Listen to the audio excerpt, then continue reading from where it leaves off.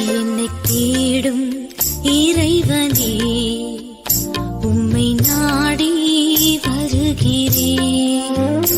என்னை தேடும் இறைவனே, உம்மை நாடி வருகிறேன்.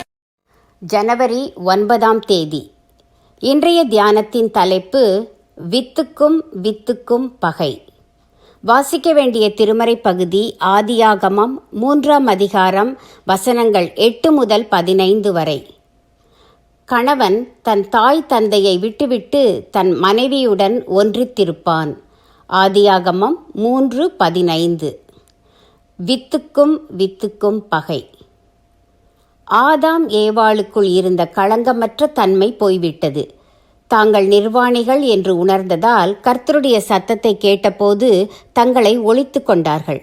தேவன் ஆதாமை அழைத்து, நீ எங்கே இருக்கிறாய் என்று கேட்டபோது அவன், நான் நிர்வாணியாய் இருப்பதனால் பயந்து ஒளித்து கொண்டேன் என்று உண்மையை கூறுகிறான். ஆண்டவர், நீ நிர்வாணி என்று உனக்கு சொன்னது யார்? உண்ண வேண்டாம் என்று ஒதுக்கிய மரத்தின் கனியை புசித்தாயோ என்று விசாரணையை தொடக்குகிறார். ஆதாம் அப்போது தன் தவறை ஒத்துக்கொண்டு மன்னிக்குமாறு கேட்டிருந்தால் ஒருவேளை உலகத்தின் கதை வேறாகி போயிருக்கும். ஆதாமோ கேட்ட கேள்விக்கு நேரிடையாக பதில் கூறாமல் தன் தவறுக்கு தேவன் அவனுக்கு கொடுத்த பெண்தான் காரணம் என்பது போல் பேசுகிறான். மனிதர் பண்பு இதுதான். தன் குற்றம் காணாமல் தன் குற்றத்திற்கு பிறரே காரணம் என்பது ஆதாமின் கருத்து மட்டுமன்று, நம் கருத்தும் அதுதானே.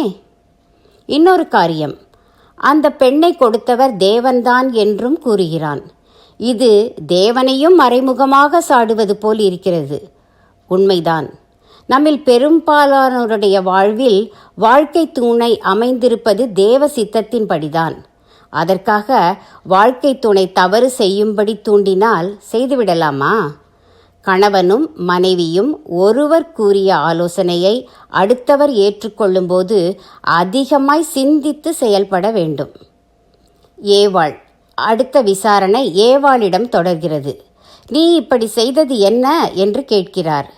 இவளும் தான் அந்த கனியை பார்த்து புசிப்புக்கு நல்லது, பார்வைக்கு இன்பம், புத்தியை தெளிவிக்கும் என்று கருதி இச்சித்ததை மறைத்துவிட்டு பாம்பு தன்னை ஏமாற்றிவிட்டது என்று தப்பிக்க முனைகிறாள். பாம்பினிடம் ஆண்டவர் விசாரிக்காமலே அதற்குரிய தண்டனையை கூறிவிடுகிறார். அடுத்து ஆண்டவர் இந்த ஆதாம் ஏவாள் செய்த பாவத்துக்கு தான் செய்யவிருக்கும் மாபெரும் பரிகாரத்தை முன்னறிவிக்கிறார்.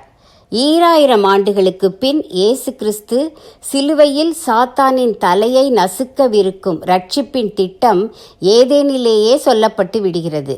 தேவன் மனிதனை தன் சாயலிலே படைத்தார்.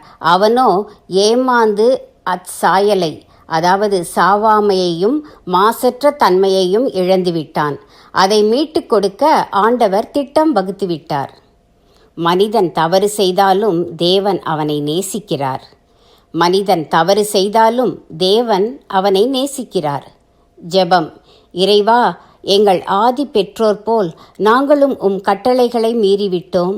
தயவாய் மன்னித்து ஏற்றுக்கொள்ளும். ஆமேன்.